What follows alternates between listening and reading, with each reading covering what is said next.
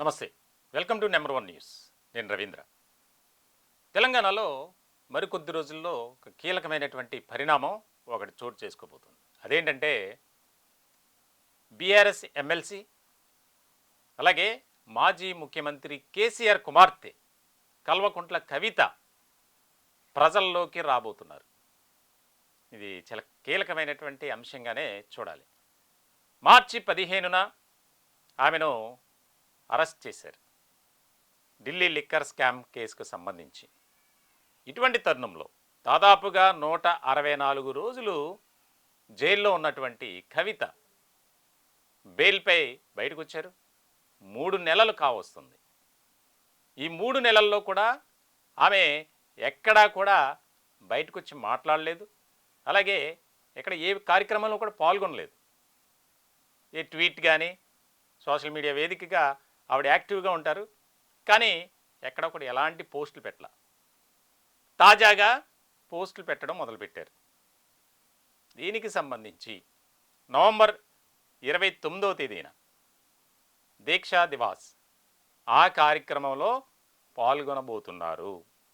అలాగే సంక్రాంతి నుంచి రాష్ట్ర వ్యాప్తంగా ప్రతి నియోజకవర్గంలో కవిత పర్యటన ఉండబోతుంది అనేది ఇప్పుడు ఒక హాట్ టాపిక్గా తెలంగాణ పాలిటిక్స్లో మారింది.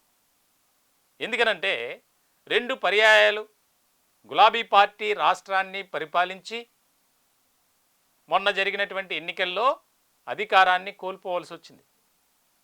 అధికారం కోల్పోవడమే కాదు, అనేక రకాలుగా చిక్కుల్లో కూడా పడ్డారు గులాబీ నేతలు. ప్రధానంగా కేసీఆర్ కుటుంబమే కవిత అరెస్టు, అలాగే ఆ పార్టీలో ఉన్నటువంటి ముఖ్యమైనటువంటి నేతలు వలసబాట పట్టడం, కాంగ్రెస్లోకో బీజేపీలోకి చేరడం. ఇలాంటి సందర్భంలో అంతా కూడా ఒక సైలెన్స్ మోడ్ అనేది కనిపిస్తుంది గులాబీ పార్టీలో. దానికి చాలా ఈక్వేషన్స్ ఉన్నాయి. ముఖ్యమైనటువంటి అంశం ఏంటంటే చాలా ఘోరమైనటువంటి ఓటమిని చవిచూసినటువంటి గులాబీ పార్టీ కాంగ్రెస్ను ఎక్కడా కూడా ఢీకొనే పరిస్థితుల్లో లేదు. మనం చూస్తున్నాం, దాదాపుగా ప్రభుత్వాన్ని ఏర్పాటు చేసి సంవత్సరం కాబోతుంది.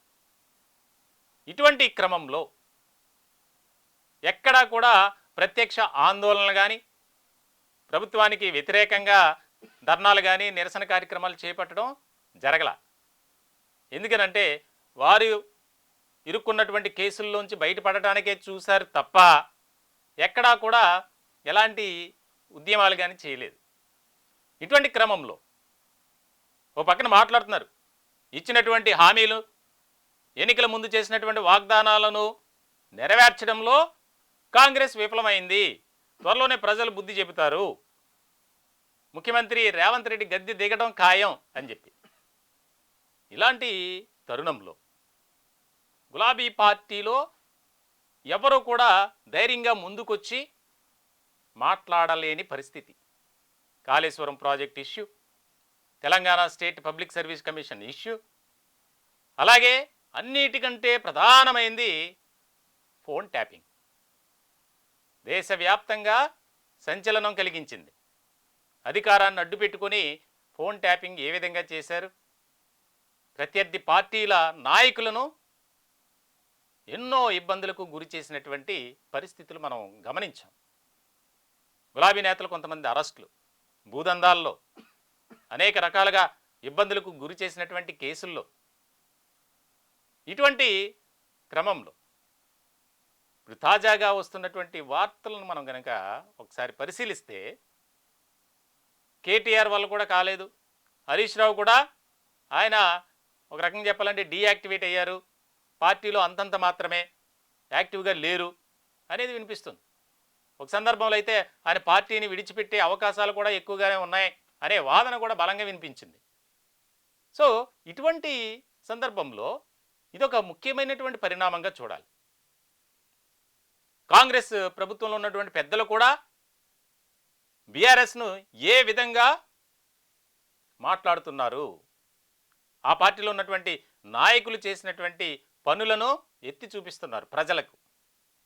త్వరలోనే స్థానిక సంస్థల ఎన్నికలు జరగబోతున్నాయి. ఆ ఎన్నికల్లో కూడా మేమే విజయ డంకా మోగిస్తాం అని కాంగ్రెస్ పార్టీ బలంగా చెప్తుంది. ఇప్పుడు ఆ ఎన్నికలను అస్త్రంగా తీసుకొని మనం ప్రజల్లోకి వెళ్ళాలి,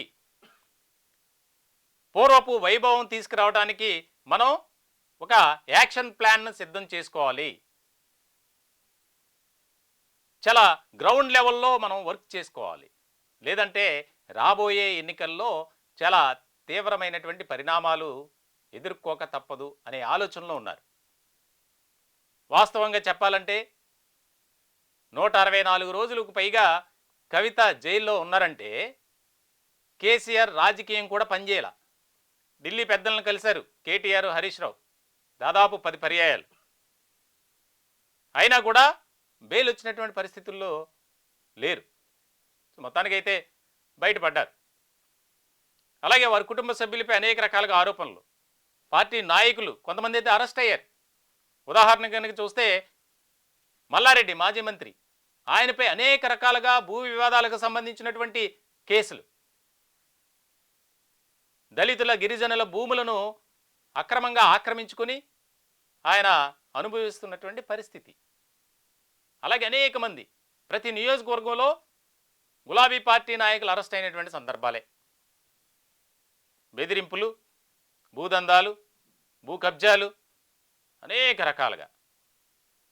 సో ఇటువంటి క్రమంలో చాలా ముఖ్యమైనటువంటి అంశంగా చూడాలి.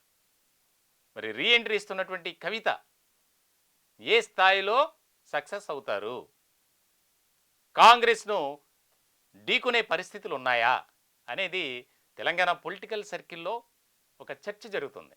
చాలా కీలకమైనటువంటి పరిణామంగానే దీన్ని చూస్తున్నారు. ఏం జరుగుతుంది, ఏం జరగబోతుంది అనేది. 2009 నవంబర్ 29న తెలంగాణ ఉద్యమం స్టార్ట్ అయింది. ఆ యొక్క నిరసన కార్యక్రమాలు కానీ, పోరాటం కానీ, ఉద్యమం కానీ ఉవ్వెత్తున లేచింది. అప్పుడు కేసీఆర్ నడుం బిగించి ప్రాణ త్యాగానికి కూడా సిద్ధమే, తెలంగాణ రావుడో చచ్చుడో అన్న టైప్లో ఆయన మాట్లాడినటువంటి సందర్భం కూడా ఉంది. ఇప్పుడు దాన్ని ప్రజల్లోకి తీసుకువెళ్ళాలి. తెలంగాణ రావడం కోసం కేసీఆర్ చేసినటువంటి ఆ యొక్క కృషి ఏదైతే ఉందో దానిని ప్రతి ఒక్కరూ గుర్తు చేసుకోవాలి. కాబట్టి మళ్ళీ అధికారంలోకి మనమే రావాలి. ఇది ప్రజల్లోకి తీసుకువెళ్ళే నినాదం. మొత్తానికి మరి ఎంతవరకు రాణించగలుగుతారు అనేది చాలా కీలకంగా మారినటువంటి అంశం. ఒక పక్కన అనేక రకాల ఆరోపణలు, వివాదాల్లోనేమో నాయకులు చిక్కుకుని ఉన్నారు, కేసీఆర్ కుటుంబం కూడా.